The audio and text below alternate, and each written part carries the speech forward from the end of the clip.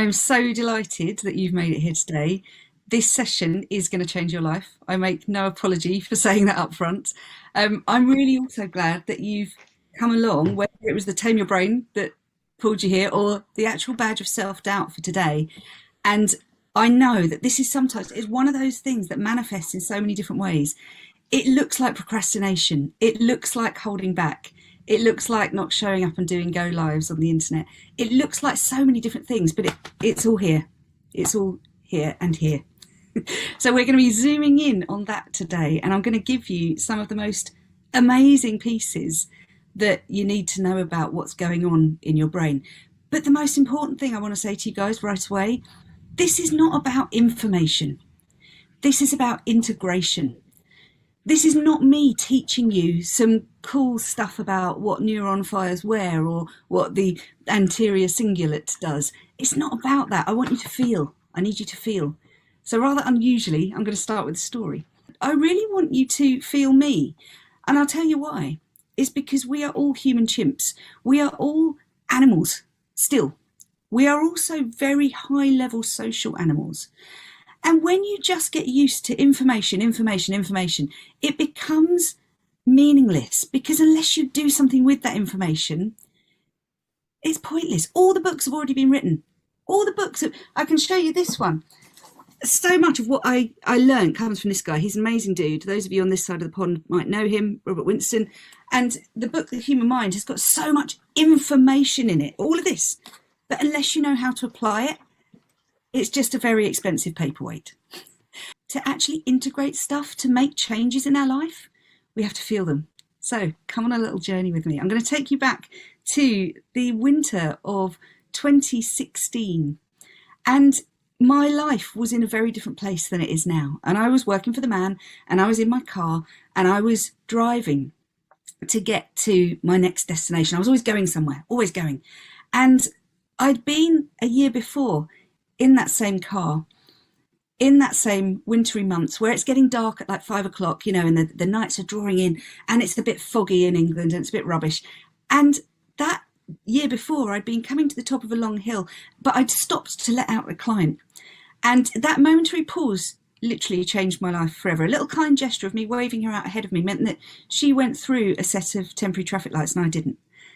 And so as the lights changed to red and I pulled to a halt as it was getting foggy and dark, and I was always in a rush, and I was looking around and gazing just a few minutes peace and quiet before I went home. And I still remember the song that was playing on the radio. I can hear it, and a little mixed song. And then suddenly, up the back end, rear-ended by a car that hadn't known the lights were there, hadn't seen me stop.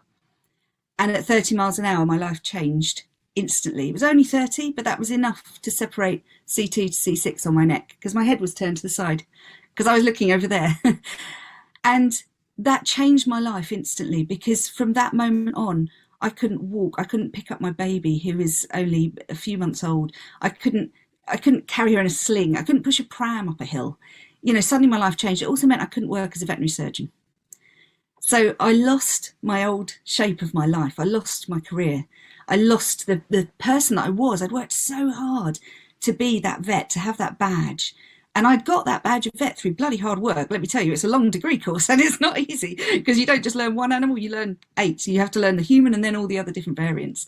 And that was also when I did my first degree about the brain.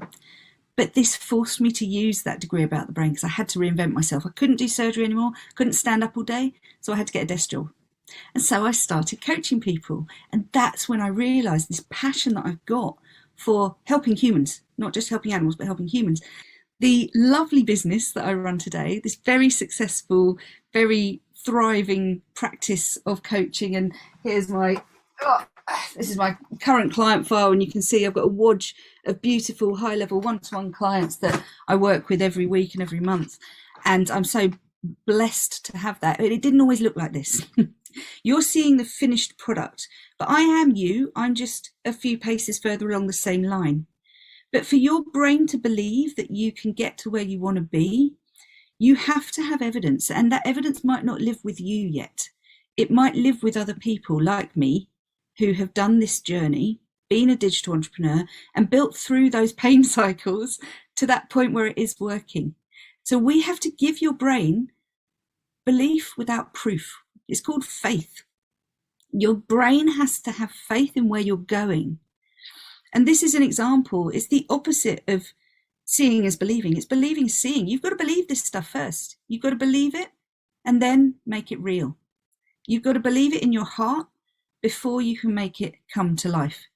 And this is the weird thing about quantum living. This is the weird thing about understanding that energy can't be created or destroyed. It merely gets transformed. So you've got to have enough energy around the passion for your business. My business was originally thought up in November 2018. It took another year for me to actually create it. It was all dreamt up a year before. I remember very clearly sitting down to dinner with my partner and we mapped it all out. We wrote down what we were going to do. It took another year for me to hold that energy enough to take those leaps, because self-doubt can cripple you. It can hold you stuck and it can hold you in place. So what do we have to do to change that? Here's the thing. It's the be, do, have continuum. We all want the having, right? We want that end. We want that finished product at the end. We see these people on the internet, right? We see them and we believe that there's something different.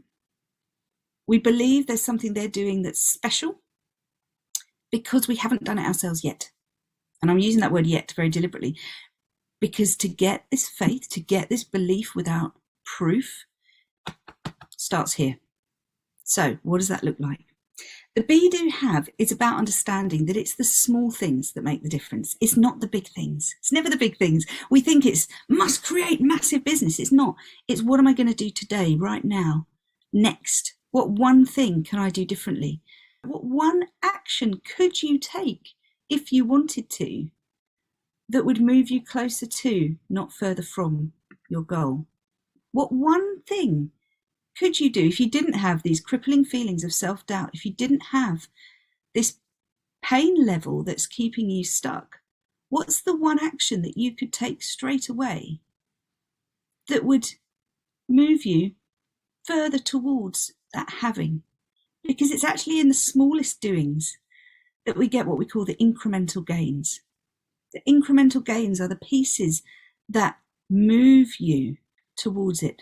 And remember, guys, mindset is the best strategy. Most of it starts here. The actions that you're not taking, there's a reason for that. There's a reason for that. So what do you think you need to do? Let's start with that before we move on. So be, do, have is all about, we want the having, but we've got to do some doings to get there. But we're not human doings. We are human beings. You have to be a certain thing first. Before you can do the doings to have the havings, you have to be a certain way. And that being means that you have to understand you. You have to come from heart. It has to mean something to you. It has to be about what you are. Who you are is more important than what you do, to put it another way. Who you are being while you're doing the doing is so important. I've just taken a week off. I was lucky enough to be able to pay, it's approximately £3,000, I think, for a week in Chroma. Now, I can only do that doing because of who I've been in the last year and what I've been able to generate for my little babies. But that being, to be the person that I need to be to lead my clients, I can't do that if I'm worn thin, if I'm absolutely exhausted. So I needed that break, that unplugged time. So I literally did nothing for a whole week. And I wandered along the sea. I got up with the sun. I ate a lot of chips and I just sank into being. I stopped doing for a whole week.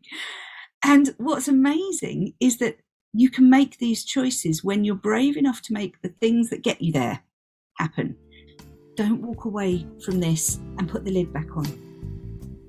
Keep the lid open, dive into them a little bit more, and reach out for help if you want help.